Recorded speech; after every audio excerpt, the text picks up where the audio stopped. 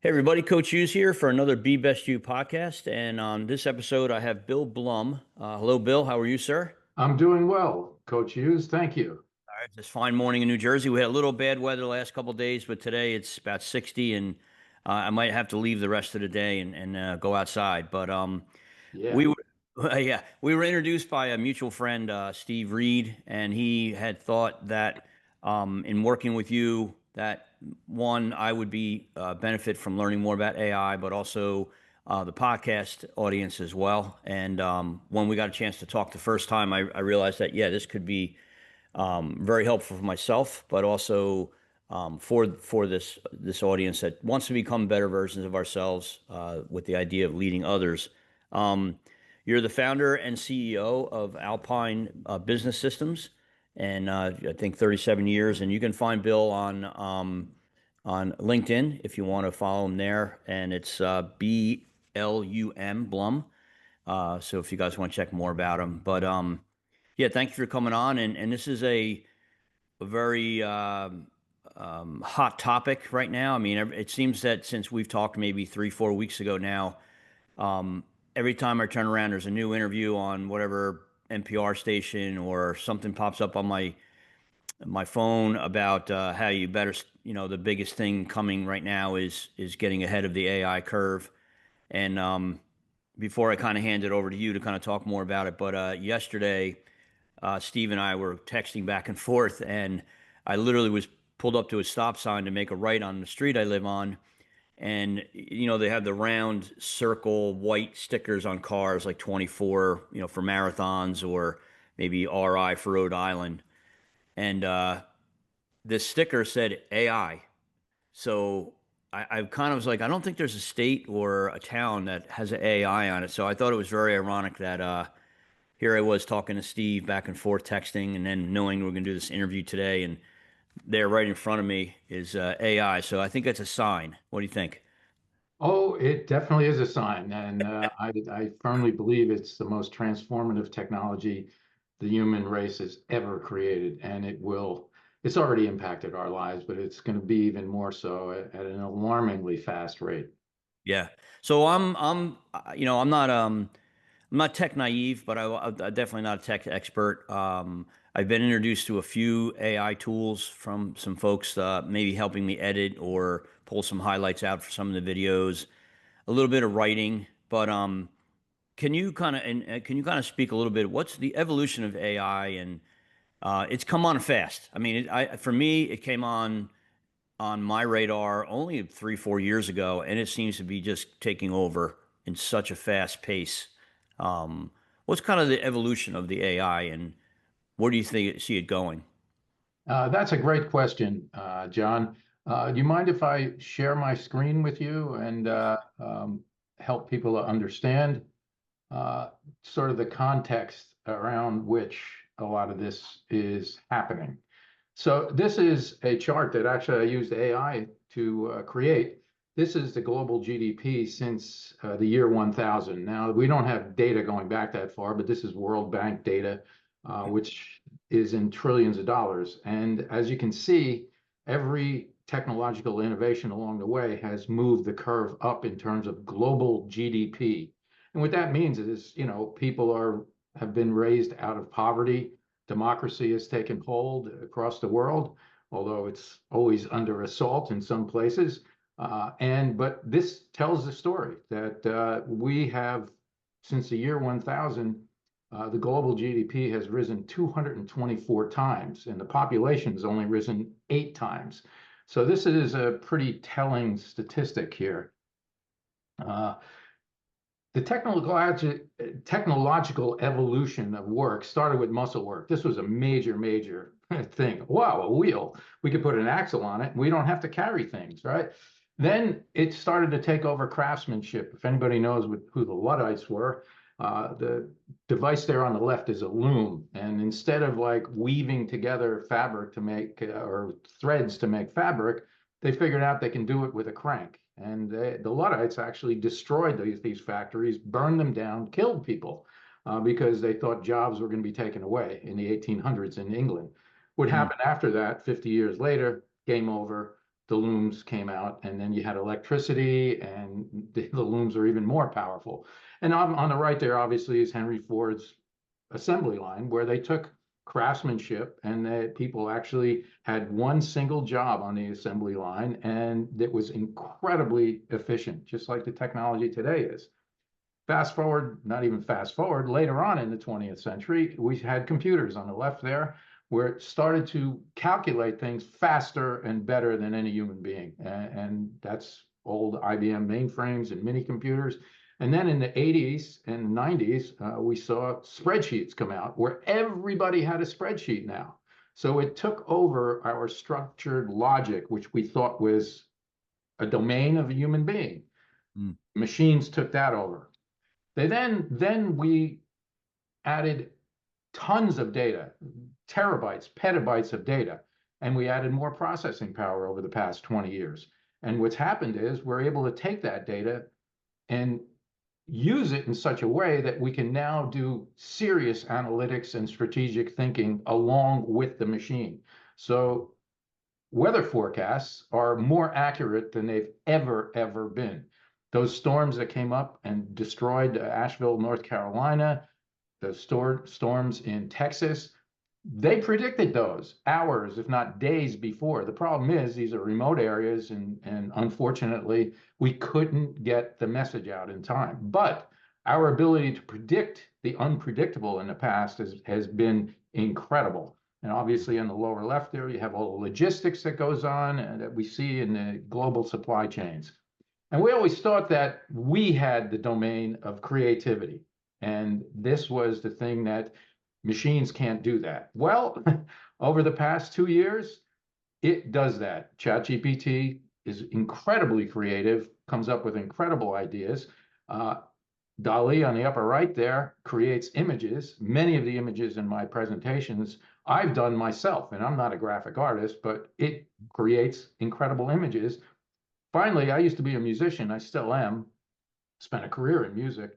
I now have friends who are writing music by just prompting the AI, and they're coming out with songs that were better than any of the songs they've ever written before. So, Mm. and this is not only my opinion, it's the opinion of musicologists like Rick Beato, who's tested these things and found out. So that's why, we now see that these tools are now able to do things that heretofore we never thought the machine could do. Mm. And what we've done is Mustafa Suleiman, he created a company called DeepMind in the early 2000s. He's a philosopher. He wanted to bring artificial intelligence to the world 25 years ago. So he's Okay. got several degrees. He's now the Microsoft AI CEO.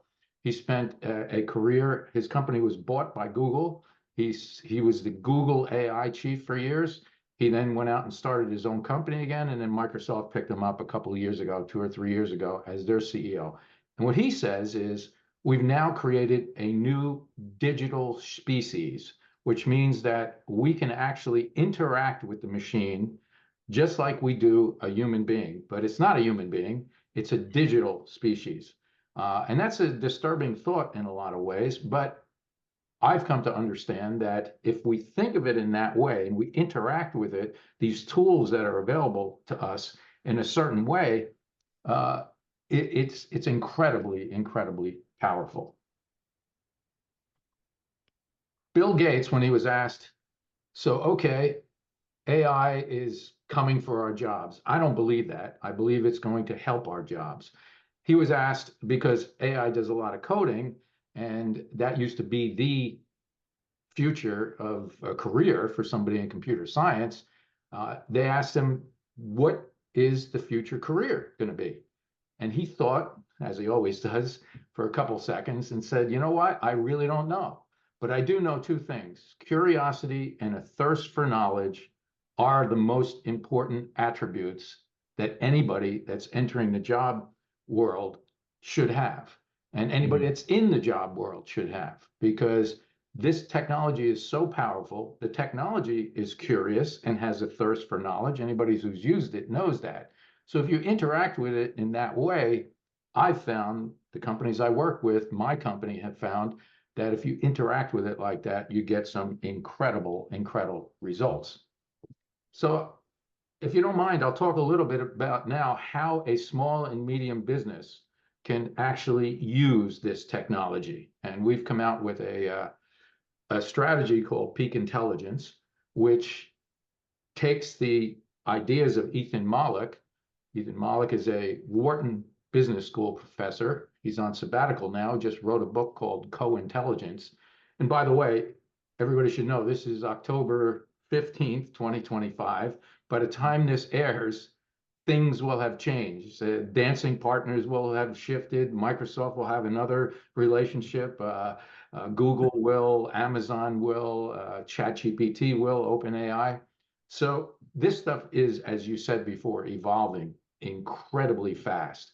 But Ethan Mollick says that I saw an MIT article saying that 95% of AI projects fail or at best were disappointing. And I've read about this, all the articles on it, as has Ethan Mollick and many deep thinkers. He works in projects with MIT and Procter and Gamble and all these large organizations. Uh, what he says is you need leadership, crowd, and lab. And what that basically means is that the leader has to lead this charge into AI. You can't, as a leader, you can't say, okay, go ahead and do this and get everybody to do it, but you're not doing it yourself. You need to walk the walk. You need to talk the talk. So you need to use these tools as a leader. Get in there, start messing around with them, and then expect your team to do that. Put together a crowd. What he means by a crowd is what we do is we take a small group of people who have a variety of attributes. They're number one, curious, have a thirst for knowledge, embrace change because change is inevitable, right? And also love new technology, but then have energy. Those five things. So you put those people together, maybe one person from accounting, one person from marketing, one person from sales, one person from production, one person from administration, and above that is a C-suite leader of this team. And you give them the tools, you train them on the tools, and the tools are getting easier and easier to use. So it's not a heavy lift to begin to use these tools. You give them the tools, you then unleash them into their daily workflows to see how they can use these tools. And you work with them to help them to understand how to use the tools better. And more importantly, they collaborate with each other to understand how each other's using the tools, the best practices, the best prompts, the best ideas that this team has in this lab. And out of that, you then get the ability to share best practices with each other, come up with agents and agentic AI, which we're getting close to. And these are autonomous tools that we can create. Everybody has the ability to do that right now. I mean, my friends create songs, complete recordings, orchestras, trumpets, choruses, just by interacting. This one person had a song on the charts, has no musical ability whatsoever. They just prompt the music apps and it produces it. Now it's a reiterative process, back and forth. You're learning how to work with it, it's learning how to work with you. So that's what our peak intelligence plan is really all about. It's about taking a C-suite leader, helping him to understand what needs to be done, putting a team of his people together on a regular basis. We do 8 sessions, 1-hour sessions in a lab setting so that they get to use these tools in a lab and collaborate with each other. And as we've known in the past, if you give people the tools and you facilitate them sharing, incredible things happen. That's what Edison did. That's what Elon Musk has done. This is how technology is used to improve the quality of life for people. Oh, I'm sorry. Go ahead. No, I think of two things there. One, in coaching and stuff, I use the analogy that, well, let's say training videos, they came on the scene maybe 25 years ago, and we started just using, it started with the DVD, and then it went to online now. And what I find is a lot of companies are using the videos to do the training. And what I heard a few times you mention is that AI is a tool that shouldn't do the work necessarily. It's a tool that you use to get the work done. Um, that's that collaborative, that interaction. Because I think what I see sometimes is people will lean on AI to do the work, which is convenient and it gets the work done, but it doesn't make them any smarter. Um, Wow. Yeah, that is, you've hit the nail on the head there, John. Uh, what we've found, and they've found in studies over the past couple of years, and this is all relatively new. I mean, nobody, you talk to anybody about AI and you ask them where it's going, including Bill Gates and Elon Musk and these kind of people and Ethan Mollick, they admit we have no idea where this is going. It's such a powerful tool, we don't know how it's going to be used. But what they've discovered by studying teams who've been using this in large organizations is that it helps the smarter people get a lot smarter, okay? But it also helps the people at the bottom end to improve their performance. So if they use it correctly and they interface with it in the right way, and they are, as I say here, curious, have a thirst for knowledge, open to change, and love this technology, and are energetic around it, that bottom portion of like the job field right now of jobs will be elevated and they will get better. Okay. But what you just said is absolutely correct. Some people don't have energy. They're not open to change. They use it as a tool for getting something done quickly and easily. And also what they're finding is that they're hiding the fact that they're using the tools to get the job done because mhm. they're afraid that if in fact the boss finds out that they're using these tools to, you know, for instance, I didn't know who you were, John. Yeah, Just introduce you from Steve. So I yes, went into Copilot Researcher, which is an agent inside of Copilot. So you have these agents that are built for you. They're given away along with your subscription. So Researcher is a deep research tool. So I just asked, tell me about John Hughes, who does leadership development and employee training at Jersey Mike's. mm, So simple prompt like that. yeah. It chunked for about 5 minutes and showed me all the things it was thinking about, pulling from, and it gave me about 8 or 10 pages I on know. your career. Now, I did not understand, I couldn't believe that it was correct. Okay. So I Yeah, immediately sent it to you. And you said to me, wow, there's things in there that I actually forgot I did.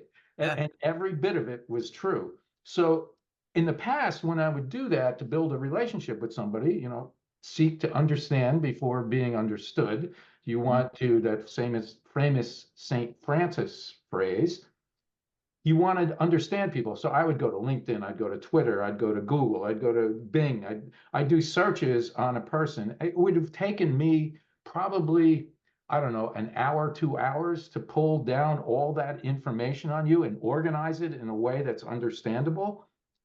It took me literally 15 minutes, one prompt, maybe a second prompt to add some more context to it. So people are using these tools, and management is finding out that they're using them and they're spending less time, but they don't want management to know that they're using them because they're depending on them to do their job rather than taking that extra hour and a half or 2 hours, like I did, and then investing it in something else, higher level work. So you're absolutely right. There's a real shifting here of how employees are using this.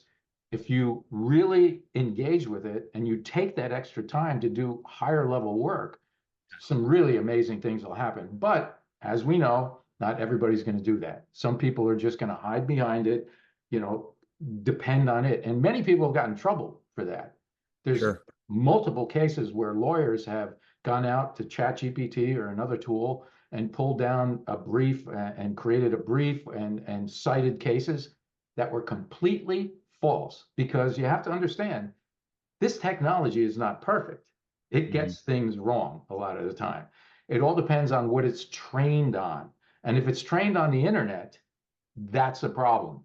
mm, Have to be mhm, aware of because 70% of everything on the internet, 70% of the internet is either false or intentionally misleading. So you have to be very careful. If the tools are trained on that data, you're going to get junk out of there. But once you understand the better tools, tools like Claude and from Anthropic and Copilot from Microsoft, they give you footnotes of exactly where they got the information. And you can then click on it and go in and say, okay, well, this is a New York Times article. It's a Financial Times of London article. And you Right. can then do that research on your own to confirm that the information is true. But you're absolutely right. A human has to be in control. That's why, for instance, it's called co-pilot instead of pilot. And I love it. One of the things that I've learned is, hard workers are always told to work smarter. And then how do you do that? And so my thing is I don't say work smarter, not harder. I say work harder at getting smarter. And Great.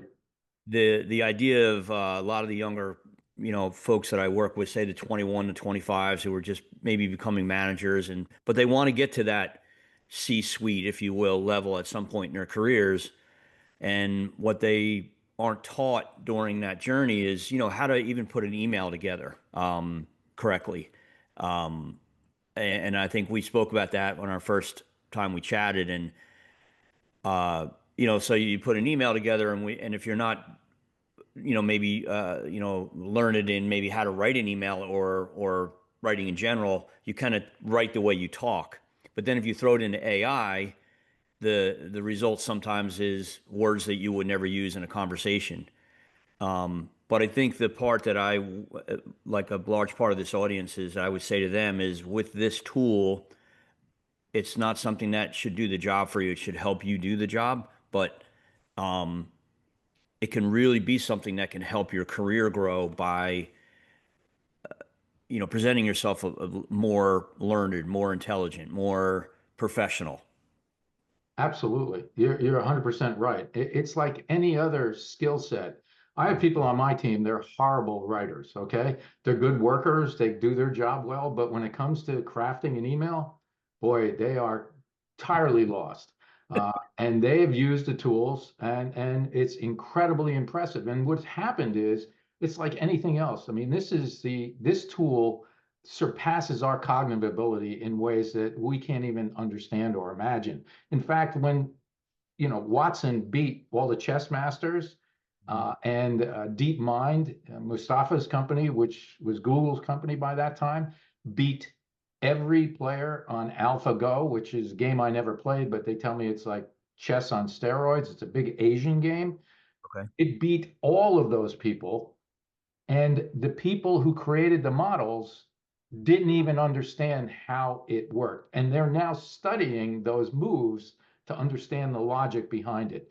When it creates molecules to cure a disease or help heal a person, right? It's coming up with molecules now that we could not have ever invented without that tool. But we don't even understand why it works. It's so powerful. But it's like anything else. When I was a musician, so I enjoyed very much playing with people a lot better than me, because by playing with those people, I naturally absorbed a higher level of talent, and which helped me to get better. So this tool is a lot like that. And you know that in any apprentice program, and everything from bricklaying to whatever. Somebody doesn't know how to lay bricks or put up sheetrock or build a house. They learn it from other people who are much better than them. And the Yeah. better the teacher, the better outcome for the student. And these teachers, the AI teachers Right. that we can interact with, will raise the knowledge and the level. It's incredible what it's going to do with education over the next 20 years. Well, and I'll give you an example too. Like, my mom is a music teacher. I love music. I just my attention span a little ADD, and I've always struggled with remembering the words or remembering the chords. I'm very coordinated, but when it came to playing a guitar, I had a hard time.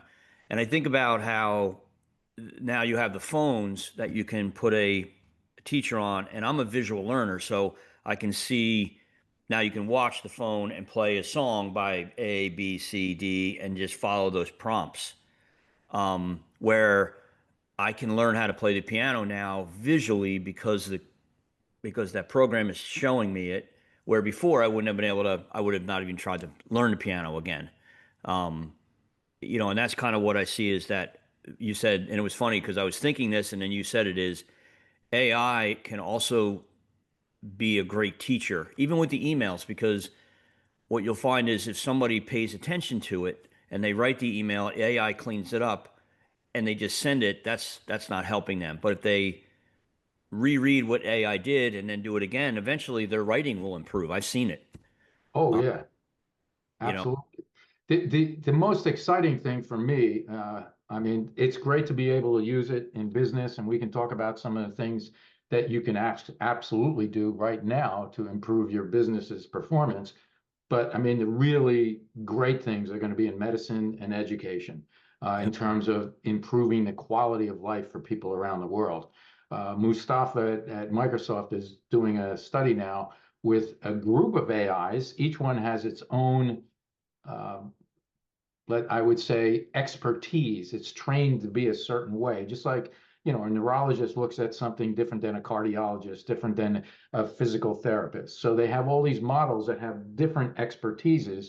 And then they take the New England Journal of Medicine's database, all anonymized, of all of these cases, and they put it into that AI. And the AIs actually discuss with each other the next step. And they put it against a team of doctors, and they find the AI to be incredibly more accurate. So the outcomes are that the diagnosis ends up quicker. You have less tests to do because it skips over a lot of tests that it believes are not going to be helpful. It gets to that diagnosis quicker, thereby lowering the cost, more accuracy. So the whole healthcare system is going to be improved. But Mustafa said a very interesting thing. He said, "Oh, that's all great. Lower costs, quicker outcomes. The patient is at the center of this. And if you have a debilitating disease and your practitioner says, oh, we have to go for another test. Now yeah, you're on the phone making an appointment, and your stress level, your anxiety goes through the roof. If you can skinny down that amount of time, the outcome for the patient is going to be better. So imagine also flip that over to education. We're really fortunate here. I mean, we've got the best universities in the world, always have been, and that's because we have brought in so many people from all over the world to come here, mm, collaborate, and create the technology we have right now, which is that hasn't happened by happenstance. That's our capitalist system, that's our democracy, that's our open doors to bring in the best talent of the world together, right? mm, Most of the world is not like that. There are parts of the world where children don't even get an education, yeah, barely get an education. If we can create AI teachers that are controlled by virtuous people, right?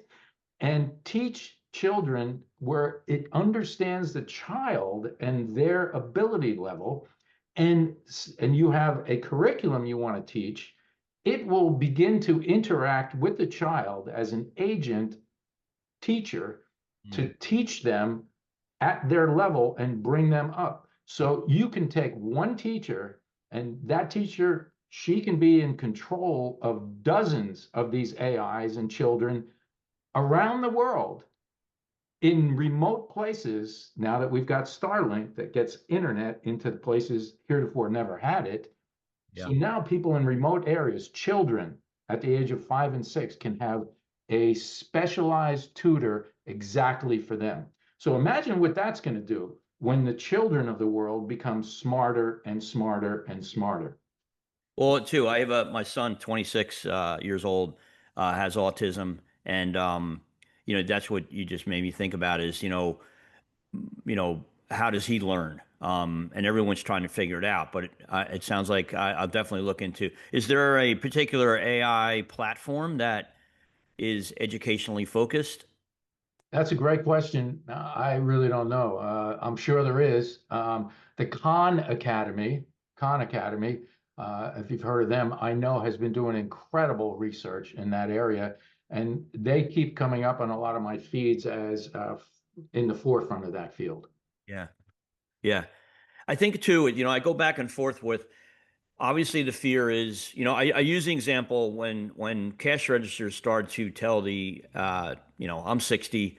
When the cash registers start to tell us how much change to give back, I kind of joke how it kind of made us dumber, or how computers would we would enter math, information into it, and then it would do the math for you, and then your outcome would be positive or negative or whatever. And I always kind of joke that technology is dumbing us down in a way. So I'm kind of on that spectrum of, man, I just hope one doesn't take jobs like you talked about in the beginning, but two doesn't make us uh, because I think thinking through problems, working through situations,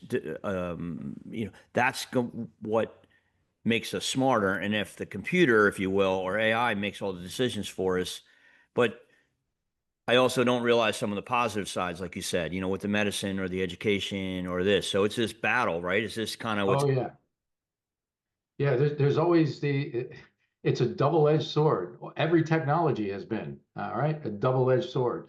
Fire, I mean, fire can destroy. It can also warm you and cook your food so that you can digest it better, right? That's fire. I mean, that was an invention, right? That was a technology. We harnessed the power. We harnessed electricity. These are all natural kind of things. And we've now moved that into the digital world. And you're absolutely right, there is incredible value in thinking through a problem using structured logic. right. Okay. And now a machine's going to do that a lot better, but there is value to that exercise that translates and can be, useful in other ways in just thinking. So I agree with you. And a lot of the deep thinkers in this also agree with you on that. But as Buckminster Fuller said, he said, it's not about change. Change is really not something that's horrible. The best change is those that harness technology to improve the quality of people's lives. I'm paraphrasing his quote, and I had his quote up right here. Uh, Mhm. where was it? I'll give it to you. It kind of summed up pretty much that concept that we need to use technology to improve the quality of life for people. You never change anything by fighting it. You change things by making them obsolete through superior technology. Now, along the way, yes, we have forgotten people, young people, like you said, they don't know how to subtract and add. When I was growing up, you had to do that to figure out what change was, right? Right. But now, hopefully, people are now thinking about higher level things. And that technology has taken away the need to know that. But you're absolutely right. There is value in that structured sort of logic and thinking to help you become a better critical thinker. Yeah. So with you know, moving towards the future. So you take different levels of people and how they can use AI. You take the managers of the stores like I talked about, and they want to move up the chain, and they have to hard work is good, but they have to start learn how to think. AI can help you do that. And then you go to maybe a small company, 15, 20 people. And what I love what you said was how collaborative it needs to be. I just remember a story of how I don't know who invented the mouse for a computer, but if I remember correctly, they brought a mother in, they brought in a construction worker, they brought in a kid, they brought in a grandmom, and then after models, that's how the mouse came about, was the collaboration of all these different people. Absolutely. Yep. Yeah, Uh, that came out of Xerox PARC, PARC, Palo Alto Research Center in the late okay. 60s, early 70s. Yeah, that was an amazing temple of technology where they came up with the graphical interface. Back in the 70s, they come up with the mouse, how you can move things around by talking to people, getting people in the room. Bell Labs, oh my God, talk about a temple of technology. Yeah. Everything we do, my cell phone, everything in my cell phone, there's an AT&T chip in everything that we use just about because of the patents that Bell Lab, they created the internet for crying out loud. It wasn't one person. Edison didn't really create everything himself. He brought together brilliant people. He talked to people. There was a gentleman who was talking about technology. There was one gentleman, I forget his name now, but he was the most prolific industrial designer of the 20th century. He designed every telephone for AT&T back in the day. Mm. Everything from one of the original telephones all the way up through the Princess phone. He designed the interface. He designed the interface for the Honeywell thermostat. Very simple, easy to use, intuitive. He designed the John Deere tractor. If you look at a John Deere tractor, the block is off to the left or to the right. It's not centered. And he did that by getting into the farm with people to understand, oh, you can't see in front of this thing. Let me shift the block over here. Now you can see the front of the tractor. He designed the 20th Century Limited train. I mean, but he did it by immersing himself into the field with the people and talking to them. And we should never forget that. As much as we go deep into technology and people hide behind screens all the time now, that's really a problem because we have to get out there and interface with other humans to understand the problems we can solve together.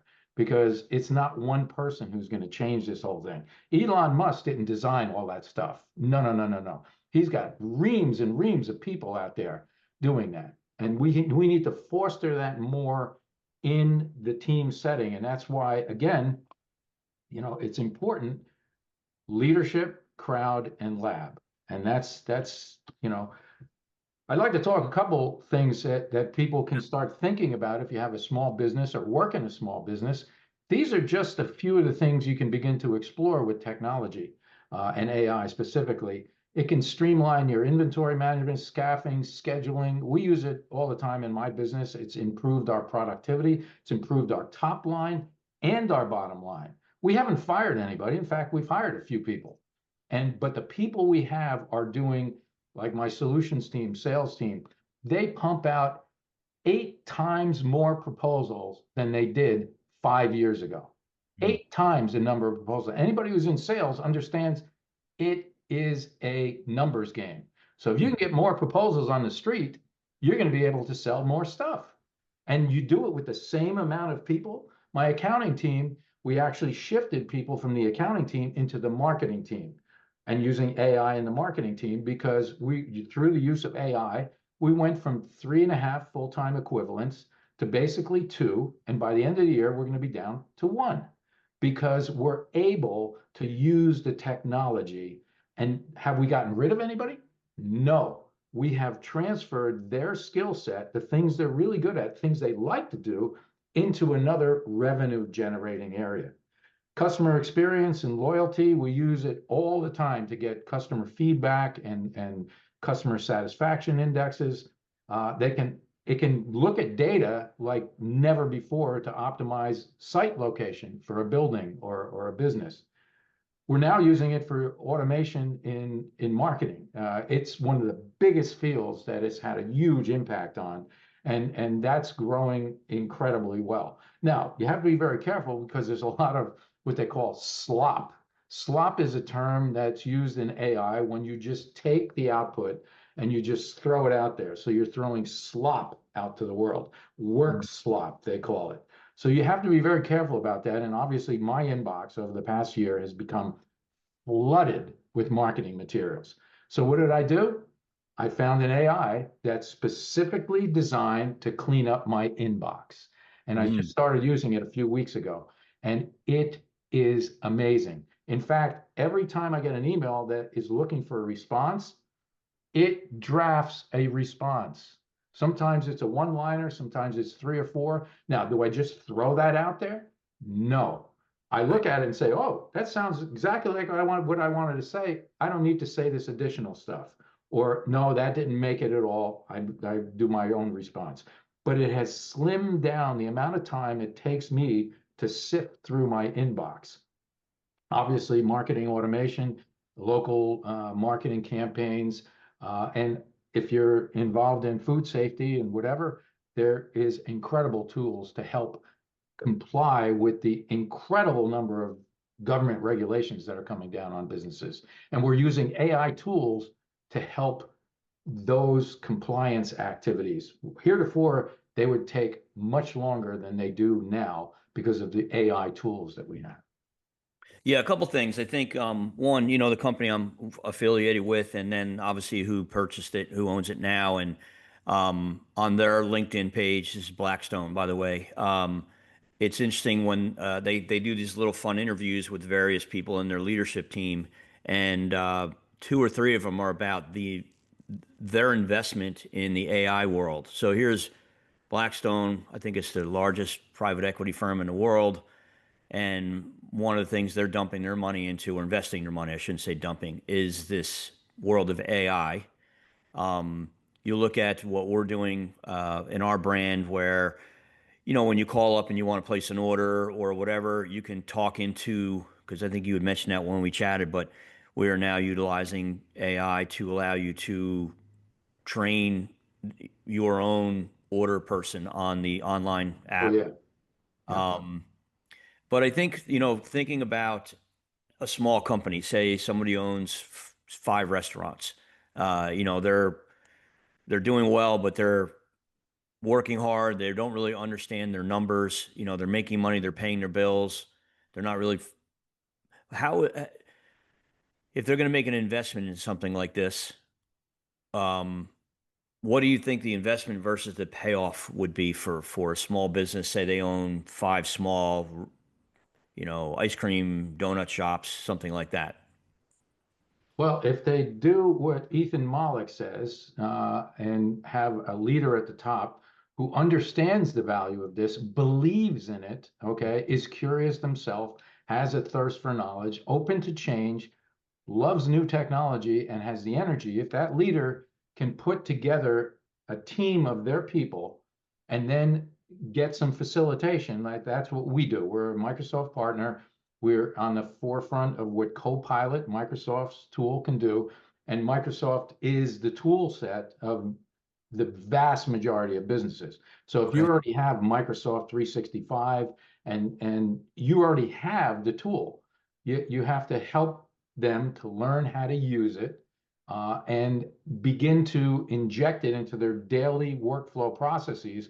What'll happen is those people on your team will come up with the ideas that they can use it, and then bringing other people in, technologists like ourselves, who can help to create these agents that can automate a lot of those tasks. Like I said, in my accounting team, we skinnied that team down. We didn't get rid of anybody. Okay, we just repurposed them, and we're now able to take that human resource and resource it in a different way. But getting those people in the room talking about it with a facilitator, you need somebody who really kind of understands this. And trust me, none of us really do. We're out there just trying to figure this out. Sure. Well, I think of that where, you know, two questions. One is if somebody's reluctant, which people are nervous about this whole piece, and they're reluctant and they decide to, oh, I'm good, I'm going to handle it the way I've always done it, versus if they don't, that's the first question, meaning, competition is using it and maybe they're not. What's the disadvantage that they have? And then the second part of is what you just said is you know with with AI, how do well in the collaboration part, like when you bring people in, how do that the crowd I really like, and then the lab is where you put it all to work. So more the first question. What is the first question? Yeah, the first question would be, let's say I bring this up. Hey, you need to look into AI. You own a bunch of restaurants, and you're uncomfortable with the idea of AI in general or technology, and you decide to wait a little while to not pursue learning more about it, versus their Oh, competitor. yeah. Yeah, oh yeah. Without a doubt, you will be left behind, period. End of report. I worked with a law firm, about, I guess, 120 person law firm, and I did an AI seminar with them. We're going to be going through this process with that team. And the first out of the box, one of the lawyers said, we can't do this. It's too dangerous. We should wait and see and whatever. And three or four of the other partners said, no, The big firms are doing this. They're going to crush us if we don't get this done. And by the way, our clients are asking us what tools we are using to get the job done. And the famous line, I don't know who said it, but AI is not going to replace lawyers. Lawyers that use AI will replace lawyers that don't. And that is, I mean, I have another law firm, and they deal with insurance companies. They represent insurance companies. The insurance companies are now telling them, we expect you to use the AI tools that are available to you for legal research because we know it will take less time to get the research done. And therefore, we expect your hours to do research is going to go down over time. So people are being, you can absolutely hide in the corner and say, I'm going to just, it's that old saying, there's three kinds of people who make things happen, people who watch things happen, and people who wonder what happened, right?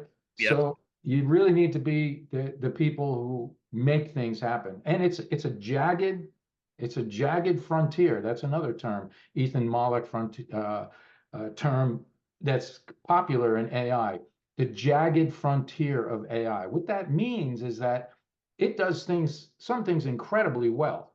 It does other things incredibly poorly. Okay. So this jagged frontier of technology, you've got to ride that. You've got to understand that because the stuff it does really well, you can take advantage of that. But you have to be aware of the stuff that doesn't do well. Yeah, I think my other question, as I said I had two, and then I lost my train of thought there. But you had said something about your accounting team where you repurpose some of the people, and what I was thinking was there's the fear that technology is going to replace people, but then there's the idea that if technology or AI can help people do work quicker, that'll give those people more time to grow the business. Yep, Um, exactly. I think that's what you're thinking about. Well, I'm going to have to let somebody go because AI is doing the work. No, the whole goal is to get more business, and how do you get more business? You have to put more output out there. Yeah, we're working with one of our early adopters of this is a franchisee of restaurants, and it's a restaurant franchisee. He grew the business over the past 10 years from 20 locations to 100. He wants to go to 150 in the next 2 or 3, 5 years, whatever. And he said, I know that we can do this with the number of people we have, maybe grow a little bit in terms of headcount and payroll, but we can get that additional boost in productivity, profitability, and everything by using these tools. I have another manufacturer. They have a huge manufacturing facility out in Easton, Pennsylvania. And he came to me and he said, listen, Bill, you've managed our technology now for almost 20 years. It's secure, it's high performing, which is our peak protection, peak performance. I now want to double the size of this business and I don't want to hire another person. I don't want to fire anybody, but I want to do it efficiently, effectively. And he brought his executive leadership team together and he said, we're giving you these tools. We Hmm. don't want to fire anybody. We want you to be more productive so we can grow this business without growing headcount. And that's really the goal of a lot of the C-suites in doing this. Now, naturally, if the business grows, they're going to naturally hire more people Sure. because most businesses are still people dependent in a lot of ways, and that's not going to change for a long time. There's certain jobs that are just absolutely not going to go away, and it's going to take a long time before that happens. But some of the deepest thinkers, like uh, well, I read the books from Henry Kissinger, and Mustafa has great books, and what they say is one. There's some thoughts out there from these deep thinkers that someday in the next few years, there's going to be the first billion-dollar company that's one person. They're going to figure out how to sell $1 billion worth of something just themselves and using the technology. Now, that may be a wild idea, okay? And Yeah. and a lot of these forecasts, nobody really knows. But for smart people to be thinking that way, there's another one that says with all the advances in medical technology, and we see that in everyday life, we don't even realize how that's crept up on us. The operations they do today, 30 years ago, you were laid up for 2 weeks, right? In Right. the hospital, you couldn't move. Now you go in, you go out because of the technology. They say that some people say that the first human being to live to be 1,000 years old has already been born. That's a fact. Some people are actually thinking that. Now, do I believe that? I don't know. I don't even think like that. But the fact of the matter is, this is progressing so fast that it could possibly be true. Who knows? Yeah. Well, I want to kind of bring this to an end. There's a couple things I wanted to ask you was one, you're a company, Alpine Business. I will give, obviously, I'll put some information out there for people to reach out, small business, large businesses. And one, I appreciate you coming on and providing information because I think that's the thing that, we all need more of so we can make the right decisions of what direction to go with, as far as what tools I need or how much money I can spend on that particular resource. I'm thinking about myself and just this small little venture I have, and how AI has helped me not hire somebody but do some of the work. I'll give you one example is taking a PowerPoint or a keynote, and I'm not a graphic designer, but throwing it into an AI tool. Um, do you have a recommendation for something like that in specific? Is there a one platform over another? Yeah, it's very interesting. Each of the platforms has its own expertise. Yeah. So Copilot, Microsoft's Copilot works best on your Microsoft data, your emails, your chat, your Teams messages, your SharePoint, your OneDrive, calendars, contacts.